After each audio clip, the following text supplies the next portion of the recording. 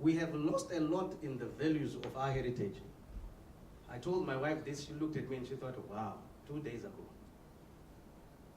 I have been taught by the system in which I got educated in. That has no template, by the way, that's politics, South African system. At least if you come from other African countries, they have a template of who oppressed them so they can copy the education system. The reason why we are always adapting our syllabus to something else is because we have no template to follow. The Afrikaners claim to be Africans as well, and they are not aligned to the Dutch in Holland. So we can't claim a certain thing, and we can't produce global students because we have no global system we can follow. But if you go to Tanzania, you go to Kenya, you go to Zimbabwe, they have a British system to follow. That's why you can take a British, you can find a doctor from Zimbabwe in a British hospital than to find a nurse of a South African origin in a British hospital. Because our template is skewed. Somebody said it even this morning, that even our law doesn't make sense. It's Roman and Dutch. Neither of the two oppressed us. Okay, but we are not there.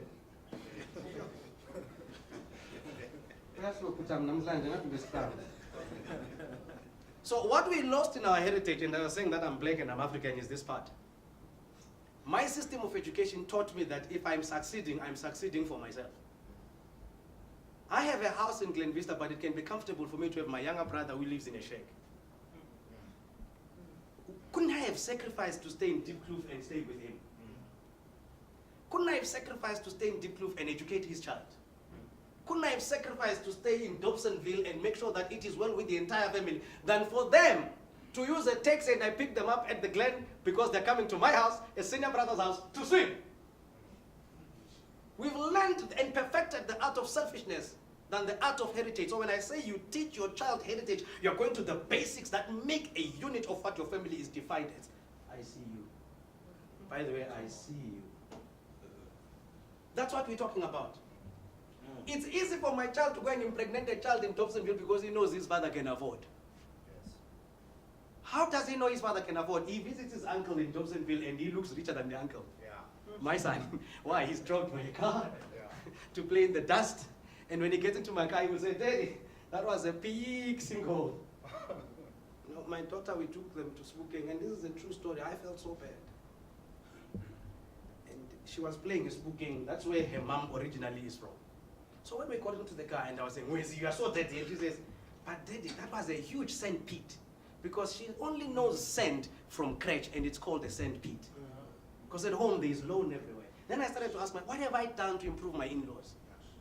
Did I only just take the child and I claimed I've paid and that's good enough? What if I die and my child has to belong to the same people to raise her up? Will she be okay from a pool to a sand pit? The value system that we've been taught by the system of education that we comply with. So when I'm talking heritage, I'm saying go deeper and understand what makes the family foundation. In case you graduate from being my student, you probably qualify to become my son. By the way, this story is inspired by Elijah and Elisha in case you wanted to check it in the Bible now.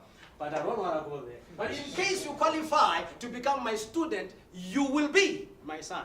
And you know how you become my son? Because at that stage you've learned accountability, you have knowledge. We'll get deeper into that for about 5 minutes and then I'm done. If I tell you how this story is inspired,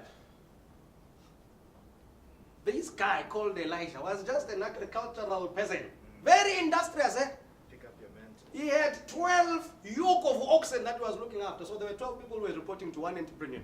One day a prophet walks by, his Elijah. He just throws a mantle and he takes it back. He says, you can be, but not yet. Come on. Yeah. You have signals of greatness, but not now, sonny. If you want it, follow first. Follow a great man to have greatness. Otherwise, if you are with the yoke of oxen, you will only graduate in the yoke of oxen of the people that are under you in any case. The entitlement of a black man, and I'm saying, I'm the first child, therefore I can't wait for my dad to die. He will leave you with an obgir. And you fight over it. Today, there are people who are arguing about the money that has just been paid for a dead person just today, because they are burying tomorrow. Just today. Lack of one. So he follows this guy. For years and years, the story says it's between 15 and 20 years for those who do theology. You will correct me, Bishop, in case I'm wrong. But there is something that happens in the last journey. He's constantly told by the person he follows that remain here. Don't come with me. Remain here. And he keeps on following. Do you know why? He had graduated from being a servant because when he started to relate with Elijah, who made him to follow him, by the way, his duty as Elisha was to wash Elijah's hands. I mean, can you imagine every day? All right? Okay, cool. That's my job. By the way, I'm doing that job when I had people reporting to me. When there were people doing that to me, I'm humbling myself because in the point of servanthood, you are humble enough to absorb information and you graduate to become a student. Then I can show you how it's done. And when you know how it is done, you can replicate who I am. You see this when this boy travels for the last time with the Israelites. They start in a very interesting place called Gilgal. Now, I can tell you about Gilgal because you are a man.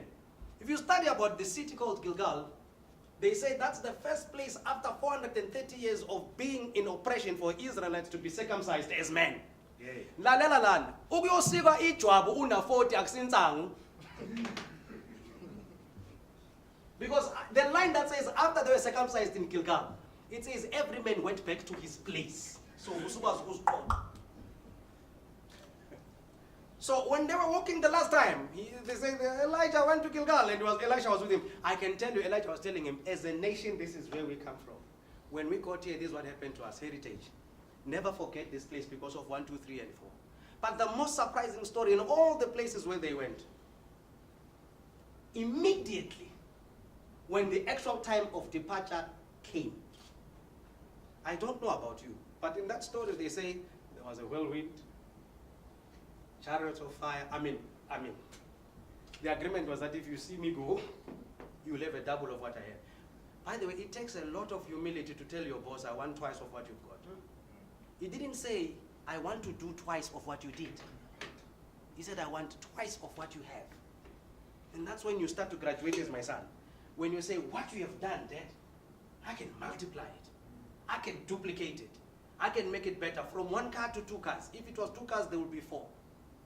I can do it better. That's what we are trying to raise as an African child. We're tired of other people who are doing it better for us. By the way, as black men, do encourage your children to date white women or white people. It's not wrong. The only way of getting rid of the race is diluting it. We can't kill them. You can't kill them. Go straight. You teach your child values, your daughter values. This is how Africans behave. And you tell her, if you want to marry Peter Kukamur and become Mrs. Kukamur, as long as you teach him the values of what she is releasing, that thing is black, even if it looks whiter. It's black. Dilute it. It's all right. But we'll have one value. We will not be diluted in how we act. So when it's time to see this Elijah guy going, when the mantle falls, the greatest sentence I've ever heard, which I wish my son can say. I mean, Elisha had been there, had seen Elijah praying, did everything. When he picks the mantle up, he doesn't say, my God, where are you? He starts by saying, where is the God of Elijah? Have you raised your child to be able to stand in the yard? That what kept my father standing? Can it come upon me? Yeah. Not that now I am a son, my dad is gone, I am the man. No. That's not the son I'm raising. The son I'm raising is the one who will say, there is something about the man who has just left that I need to become the man whom he was, and better. When he took the mantle, he said, where is the God of Elijah? Now, when he asked that question, there were people who were observing. When he hit the waters, they said, so the spirit of Elijah is now on Elijah. So Tammy is now dead. But Tammy is alive in his son. Because I taught him the values. I made him my servant. I made him my student. And for sure, he is qualified to be my son. Let us not be all South Africans who think the same, because South Africans, we are all capable or manufacturers of doing good, causing trouble, but most of the time making excuses. Have a good afternoon.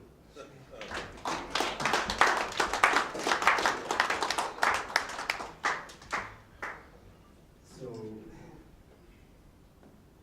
whose mind is intrigued? I want to just show. Is anyone finding something out of this?